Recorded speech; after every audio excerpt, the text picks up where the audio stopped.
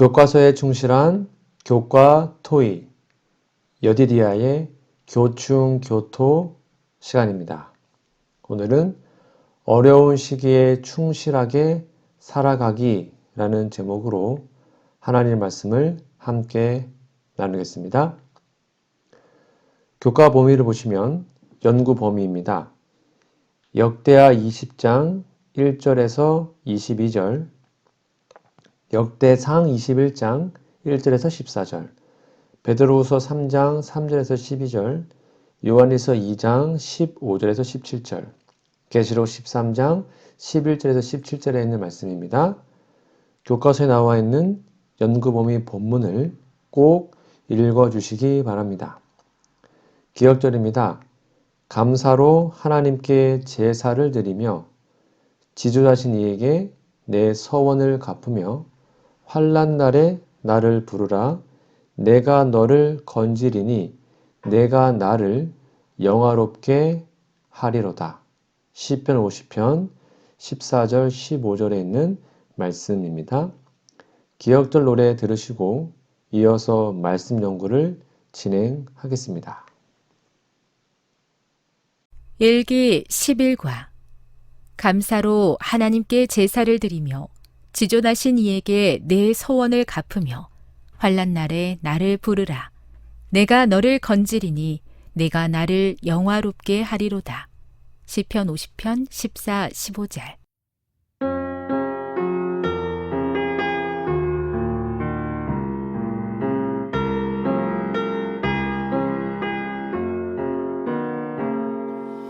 감사로 하나님께 제사를 드리며 지존하신 이에게 내 소원을 갚으며 환난 날에 나를 부르라. 내가 너를 건지리니 내가 나를 영화롭게 하리로다.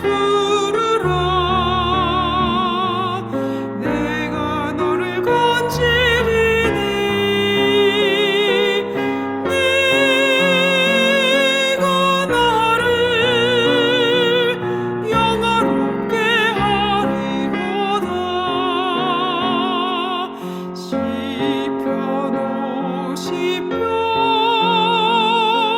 50편 14절 15절.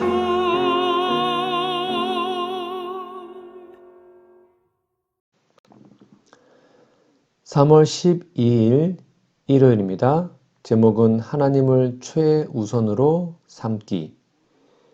교과서 질문해 보시면 역대하 20장 1절에서 22절을 읽어보라.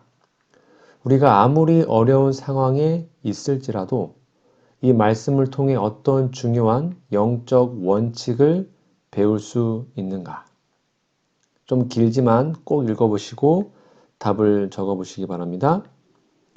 네, 왕을 비롯하여 모든 백성이 하나님 앞에서 구원을 간구하고 전적으로 하나님을 신뢰하고 의지하여 하나님께서 친히 싸우셔서 승리했습니다. 옆에 있는 묵상 질문입니다. 역대하 20장 20절을 읽어보십시오. 여호사밧은 하나님을 의지하여 승리하였습니다. 재림 성도들에게 이 말씀은 어떤 특별한 중요성을 가져지고 있을까요? 여러분 답을 한번 적어 보시기 바랍니다. 네, 하나님과 그의 선지자를 신뢰하는 것이 형통의 길입니다. 지금도 똑같습니다. 하나님의 말씀과 선지자의 글, 영감의 글, 예언의 신을 우리는 신뢰하고 믿어야 합니다. 여호사밧 당시에는 기록된 성경이 오늘과 같이 많지는 않았습니다. 아마 모세오경은 확실히 기록되어 있었을 것이고요. 그 외에 여호사밧보다 먼저 있었던 선지자들의 글이 있었을 겁니다. 다윗의 선견자들이나 솔로몬의 선지자들이 아마 있었을 겁니다. 왜냐하면 여호사밧은 유대 왕국의 제4대 왕이거든요. 솔로몬의 아들 르호보암이 이제 남방 유다의 1대 왕이죠. 솔로몬이 분열시켰으니까. 그 다음이 아비암, 다음이 아사, 그리고 다음이 여호사밧입니다. 그러니까 선지자의 글이 아마 두루마리로 얼마나 있었는지는 모르겠지만 그때 성경에 들어가 있는 선지서를 기록한 선지자는 없었죠. 그렇죠? 오늘날 우리가 신구약 성경을 읽으며 예언의 신의 증언을 읽는 것과 같은 처지가 아니었을까 생각해 봅니다. 그 당시에는 모세 오경과 조상들의 역사와 당시 선지자의 직접적인 권고를 따라 하나님의 뜻을 준행했습니다. 그러나 지금은 성경 전체, 성경 전서가 있고 남은 자손들에게는 예수의 증거, 대언의 영, 예언의 신, 특별히 영감의 글이 있습니다. 우리가 성경을 부지런히 상고하고 예언의 신의 증언을 숙고해서 여호사밧 당시보다 훨씬 더 하나님의 뜻을 준행할 조건이 좋은 시대에 살고 있습니다. 참 축복이죠. 우리도 하나님을 신뢰하고 그 선지자를 신뢰하여 영적 싸움에서 말씀과 기도와 찬양으로 승리의 길을 걷도록 하는 것이 좋지 않겠습니까? 여러분, 하나님의 말씀을 신뢰하시고 특별히 영감의 글, 예언의 신 책을 신뢰하셔서 많이 읽고 연구해 보시기 바랍니다. 일요일 예언의 신의 권면입니다. 전쟁은 하나님의 것. 우리는 군주들을 의지하지 말아야 하고 사람들을 하나님의 자리에 세우지도 말아야 한다. 인간은 넘어지고 그릇 행하는 존재이며 오직 모든 능력을 가지신 하나님만이 우리의 강한 방어 요새가 되신다는 것을 기억하여야 한다. 우리는 모든 위기에 있어서 전쟁은 하나님의 것이란 사실을 깨달아야 한다. 하나님의 자원과 수단은 한이 없으시다. 선지자왕 202페이지에 있는 말씀입니다. 3월 13일 월요일입니다. 제목은 자신이 가진 것이 아니라 하나님을 신뢰하라. 교과서 질문해 보시면 역대상 21장 1절에서 14절을 읽어보라. 다윗이 이스라엘 또는 군사들을 계수하기로 한 이유는 무엇이었는가? 요압이 그렇게 하지 말라고 조언한 이유는 무엇이었는가? 여러분 꼭 읽어보시고 한번 답을 적어 보십시오. 네, 군사력으로 국력을 과시하는 유혹에 사로잡혔기 때문입니다. 요압은 전쟁의 승리가 군사력이 있는 것이 아님을 경험으로 알았기에 하지 않도록 조언했습니다. 옆에 있는 묵상 질문입니다. 다윗은 신실했던 과거를 잊고 자신의 것을 신뢰하는 잘못을 저질렀는데요. 그대가 성공하고 있을 때 과거에 하나님을 신뢰했던 것보다 더욱 하나님을 신뢰하는 것이 필요한 이유를 묵상해 보십시오. 여러분의 답을 적어 보시기 바랍니다. 하나님을 신뢰하고 그분의 복을 받음으로 충성하는 삶을 살 수 있는 것입니다. 사람이 번영할 때 시험에 빠집니다. 영감의 글에 보면 이런 내용이 있습니다. 어떤 작은 가게를 하는 신앙생활을 철저하는 자매가 장사가 잘 되어서 돈을 많이 벌면 주님의 사업에 더욱 헌신할 것이라고 늘 기도했는데 하나님께서 그에게 장사가 잘 되도록 물질의 복을 주셨습니다. 기도했으니까. 근데 결과는 재산이 늘고 장사에 너무 바빠져서 가난하게 운영할 때보다 믿음에서 멀리 떠나게 되었다는 내용입니다. 그래서 화이자매는 그 자매에게 메시지를 보냈습니다. 즉 증언보감에서 읽은 것은 바로 이 장사하는 자매에게 보낸 메시지죠. 그런데 참으로 묘하게도 가난하게 살 때 신실하던 그렇게 신앙생활하던 신자가 부하게 되고 명성 얻게 되면, 즉 성공하게 되면 생각보다 많은 사람들이 그 부와 명성의 근원 되신 하나님을 떠나는 것을 여러분 자주 보지 않았습니까? 다윗의 나라가 견고하고 태평해졌을 때 그렇게 된 것이 국력과 관계가 된다고 생각했을까요? 사탄은 다윗의 마음이 그렇게 길어지는 것을 놓치지 않고 강국의 자리를 유지하는 것은 군사력이라고 충동했습니다. 그래서 군사로 모집할 만한 인원을 확보하려고 인구 조사를 시킨 것입니다. 교만과 야망 때문이었죠. 그러나 그것은 인구를 감소시킨 일이 되었고 하나님의 사랑의 책망을 받게 되었습니다. 다윗은 곧 회개하고 돌아왔습니다. 우리는 어떠합니까? 우리 생각을 시험하고 믿음을 확인하여 바른 믿음으로 살아야 하겠습니다. 여러분, 성공할 때도 하나님을 신뢰하십시오. 그것이 진정한 믿음입니다. 월요일 예언의 신의 권면입니다. 승리는 전능자를 신뢰함에 있음. 만일 그대가 실수를 범한다면 그대의 패배를 승리로 바꾸도록 하라. 만일 하나님께서 주시는 교훈을 잘 배웠다면 그것은 언제나 때를 따라 도움을 줄 것이다. 하나님 안에 그대의 신뢰를 두라. 기도를 많이 하고 믿으라. 무한한 능력을 가지신 분의 손을 신뢰하고 바라며 믿고 굳게 잡으면 그대는 정복자 이상이 될 것이다. 증언보감 3권 195페이지에 있는 말씀입니다. 3월 14일 화요일입니다. 제목은 단순하게 해야 할 때. 교과서 질문해 보시면 베드로후서 3장 3절에서 12절을 읽어보라. 여기서 베드로는 우리에게 무엇이라고 이야기하고 있는가? 조금 길지만 읽어보시고 답을 적어보십시오. 네, 정답은 주님 재림하시는 날에는 물질뿐만 아니라 모든 것이 불살라집니다.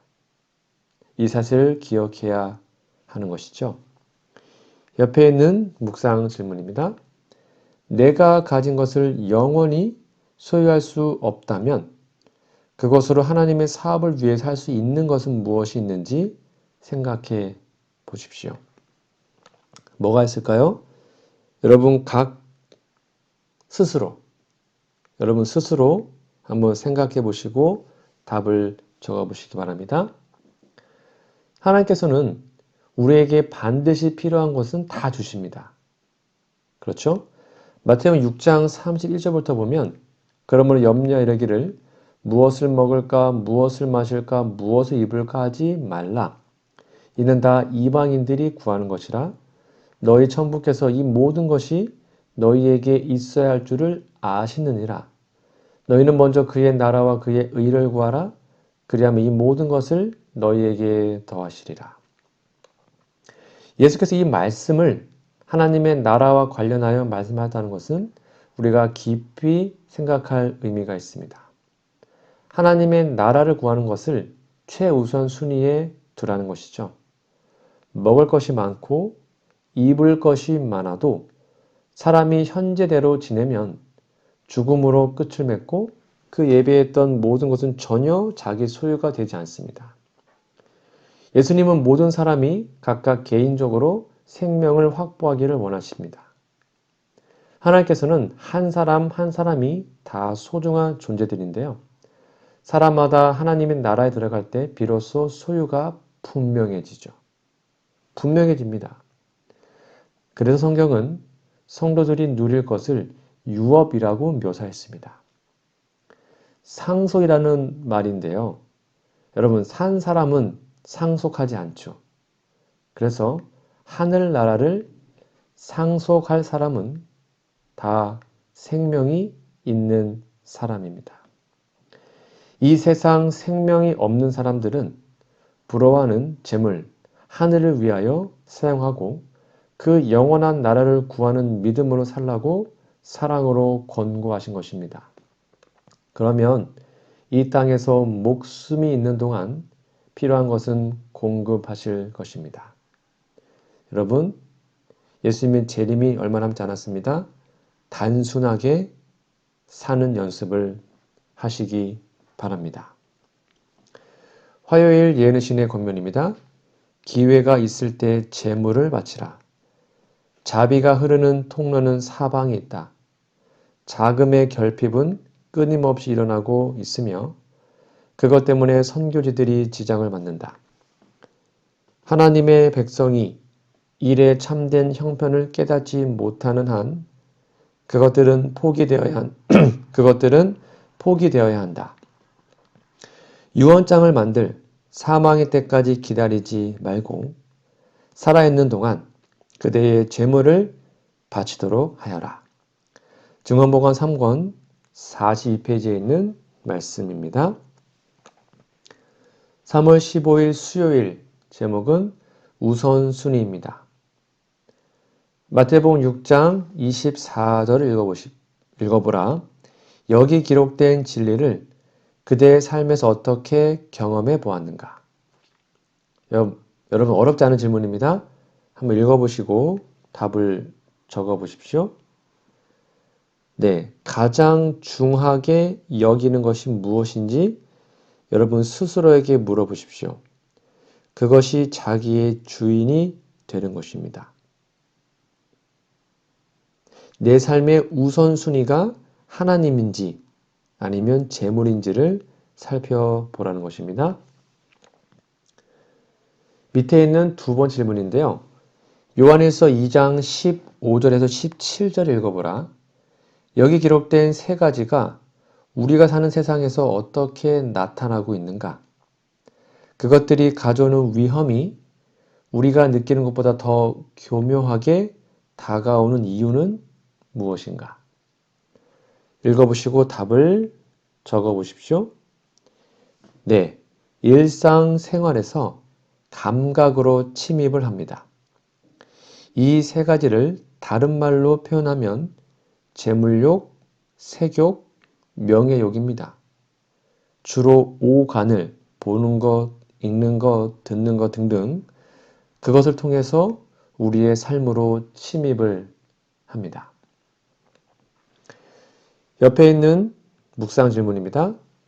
베드로후서 3장 10절에서 14절을 읽어보십시오.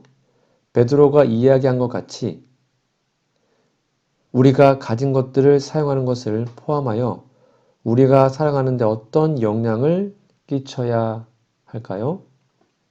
여러분의 답을 한번 적어보시기 바랍니다. 읽어보시고요. 네, 이미 이 구절은 공부했는데요. 우리는 하루만 사는 사람이라는 것을 명심할 필요가 있습니다. 내일은 우리의 날이 아님을 기억하라는 것입니다. 하나님께서는 자기 백성들이 고통 중에 지내는 것을 좋아하시는 분이 아닙니다. 사탄은 이 세상을 자기에게 넘겨준 것이라고 주장했습니다. 하나님께서 사탄에게 허락하신 때가 있는 것을 성경은 계시하고 있습니다. 그때까지 사탄은 하나님의 백성들을 박멸하려고 할 것입니다. 예수께서 재림하셔서 사탄이 무적행에 갇힐 때까지 이 세상에 사는 하나님의 백성들은 여러 가지 상황에서 고난을 당할 것입니다. 그래도 지금은 대부분의 나라에서 우리의 신앙 때문에 물리적인 핍박은 받지 않죠. 극소수만 그렇습니다. 물론 어떤 나라에서는 사망의 핍박도 있음을 우리는 압니다. 성경은 예수님이 재림하시기 전에 안전하고 평안하다고 하는 기회가 있을 것을 나타냅니다. 즉 세상이 안전하다, 평안하다 하는 그 기간에 재림 기별은 널리 전파되어야 합니다. 왜 그렇습니까? 때가 지나면 그 안전과 평안의 시기가 지나면 재림신앙을 가졌기 때문에 모든 방면에 핍박이 닥칠 것이고 복음 선교 사역도 쉽지 않을 것이기 때문입니다. 그때를 생각하며 평안할 때 주님의 사업에 헌신 봉사하는 것, 그것이 진정한 우선순위가 아닐까요?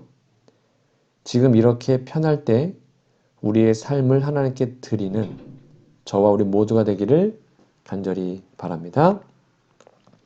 수요일 예언의 신의 권면입니다. 먼저 구해야 할 것. 예수께서는 저들에게 먼저 하나님의 나라와 그의 의를 구하라고 명령하신다. 그리하면 이 세상에서 그들에게 필요한 모든 것을 더하시겠다고 허락하셨다. 근심은 눈멀게 하며 장래를 식별할 수 없게 만든다. 그러나 예수께서는 처음부터 마지막까지 보신다. 예수께서는 모든 곤란마다 위안을 주시는 당신의 길을 예비하셨다. 우리 하늘 아버지께서는 우리를 위하여 우리가 알지 못하는 허다한 길들을 준비하셨다. 시대의 소망 330페이지에 있는 말씀입니다. 3월 16일 목요일입니다. 제목은 매매할 수 없을 때. 우리 교과서 질문해 보시면 요한계시록 13장 11절에서 17절을 읽어보라. 재정적인 문제가 마지막 때에 있을 박해와 어떻게 연결되어 있는가? 네, 읽어보시면 답이 있을 겁니다. 짐승의 표가 없으면 매매할 수 없는 때가 옵니다. 여러분, 그 다음에 밑에 있는 질문을 보실까요? 네, 신명기 14장 22절과 23절의 마지막 부분을 읽어보라. 하나님의 백성들은 토지 소산을 가지고 매년 무엇을 해야 했는가?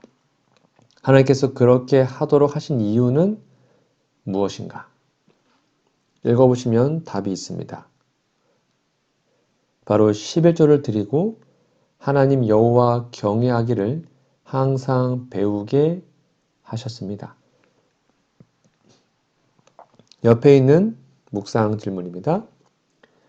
그대의 재물 때문에 염려해 본 적이 있습니까? 재물에 마음이 묶인다면 매매를 할 수 없게 되는 것은 그대에게 얼마나 큰 시험이 되겠습니까? 여러분 한번 각각 답을 해 보십시오. 재물을 지키려고 목숨을 잃을 수도 있게 될 것임을 기억하셔야 합니다. 여러분 이 이야기 아십니까?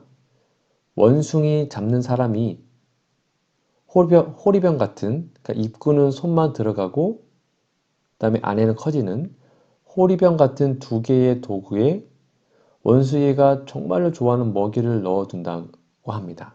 한번 들어보셨죠?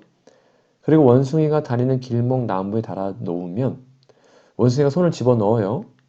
그리고 그 속에 있는 먹이를 한 움큼 짊어지면 처음에는 집어넣을 때는 손을 쫙 펴서 집어넣지만 안에 있는 먹이를 한 움큼 잡으면 이게 이제 주먹처럼 쥐어지겠죠? 그러면 그 주먹손이 빠져나오지는 못합니다. 구멍이 작아서. 손을 펴야 나올 수 있어요. 그러면 원숭이가 막 사람들이 와요. 잡으러. 그 손을 펴서 놓으면 손을 빼고 도망가면 되지 않겠습니까? 근데 그 잡은 그 먹이를 놓지 못하고 손을 빼지 못해서 결국 잡힌다고 합니다. 여러분, 우리도 똑같지 않습니까? 사람이 재물을 그처럼 쥐고 있으면 목숨을 잃게 됩니다. 우리의 손을 예수님을 잡아야 하는데 재물을 잡고 있으면 죽는 것입니다. 재물은 바르게 사용할 때는 유익이 되지만 잘못 사용하면 재앙이 됩니다. 역사의 종말에는 이 세상 재물이 소용없게 될 것입니다.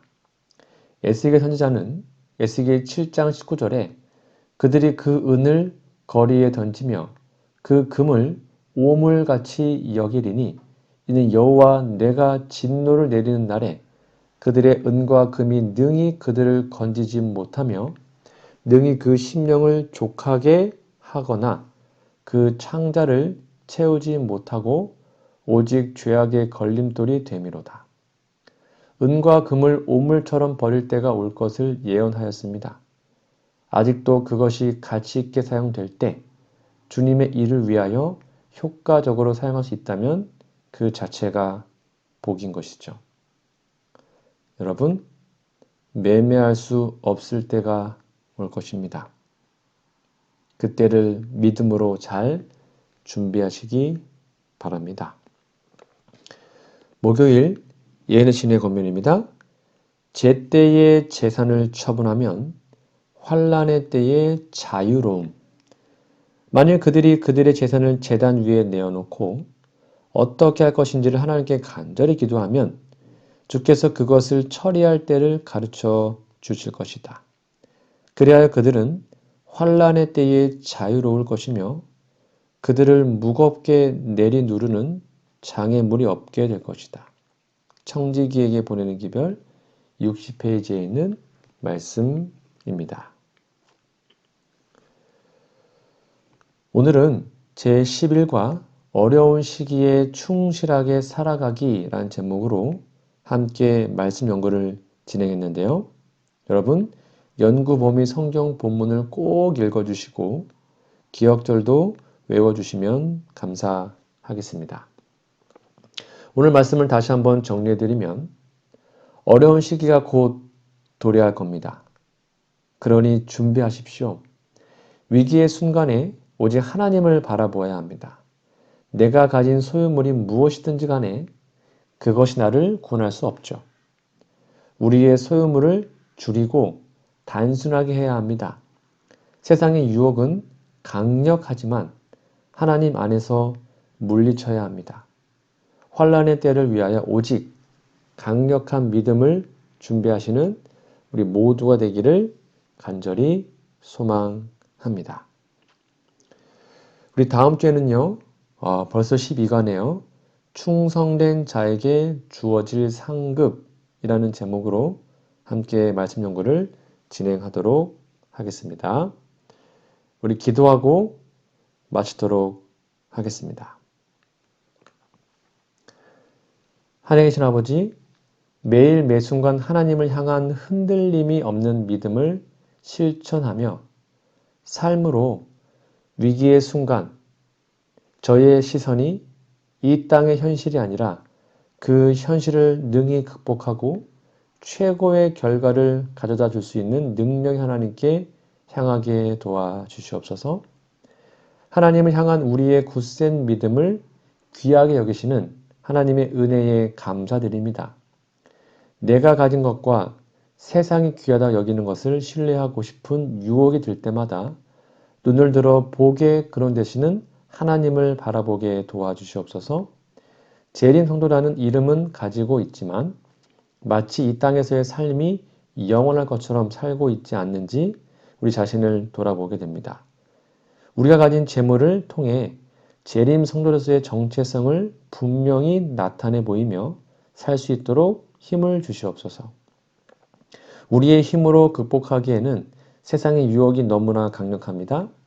현실적인 이유들이 자꾸만 우리의 마음을 세상으로 향하게 합니다. 매 순간 우리 마음의 성령으로 역사해 주셔서 하나님의 뜻에 합한 선택을 하게 도와주시옵소서. 마지막 때에 있을 환난의 때를 생각하면 두려움이 앞선 것이 현실입니다.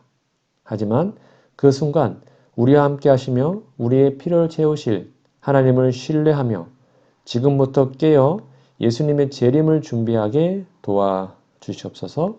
예수님의 이름으로 기도합니다. 아멘.